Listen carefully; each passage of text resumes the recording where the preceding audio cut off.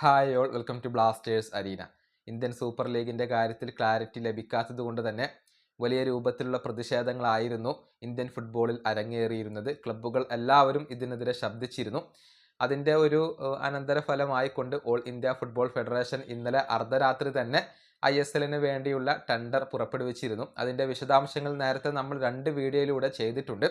ഏതായാലും ഇതുമായി ബന്ധപ്പെട്ട ഒരു സംശയം ഇപ്പോൾ ആരാധകർക്ക് ഉയരുന്നുണ്ട്. അതായത് വരുന്ന നവംബർ 5-ാം തീയതിയാണ് ബിഡ് ഓപ്പൺ ആവുക. അതായത് അതിൻ്റെ ഡെഡ് ലൈൻ ആയിക്കൊണ്ട് വരുന്നത് 5-ാം തീയതിയാണ്. അതിനുശേഷം അതൊന്ന് ഫൈനലൈസ് ചെയ്യേണ്ടതുണ്ട്. ഏതായാലും നവംബർ മാസത്തിൻ്റെ മധ്യത്തോടു കൂടിയാണ് ഇക്കാര്യത്തിൽ ഒരു തീരുമാനമാവുക.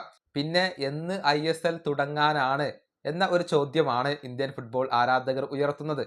അതായത് കാര്യങ്ങൾ വളരെ ലേറ്റാണ്, വൈകിക്കൊണ്ടാണ്.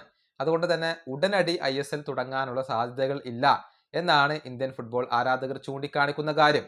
അതായത് ചൗബെ പറഞ്ഞിരുന്നത് ഡിസംബർ മാസത്തിൻ്റെ പകുതിയോടുകൂടി ISL ആരംഭിക്കും എന്നായിരുന്നു. പക്ഷേ കാര്യങ്ങളുടെ പോക്ക് ഇങ്ങനെയാണെങ്കിൽ ഡിസംബർ മാസത്തിൽ ISL തുടങ്ങാൻ സാധ്യതയില്ല എന്നാണ് പല ആരാധകരും ചൂണ്ടിക്കാണിക്കുന്ന കാര്യം. എക്സിൽ നമുക്കത് കാണാൻ കഴിയും. മിക്കവാറും ജനുവരി മാസത്തിൻ്റെ മധ്യത്തിലായിക്കൊണ്ടൊക്കെ ആയിരിക്കും ഈ ഒരു ISL ആരംഭിക്കുക എന്നാണ് ഇപ്പോൾ എല്ലാവരും പറയുന്നത്. കാര്യങ്ങൾ വളരെ വൈകിക്കൊണ്ടാണ് ഇപ്പോൾ മുന്നോട്ട് പോകുന്നത്.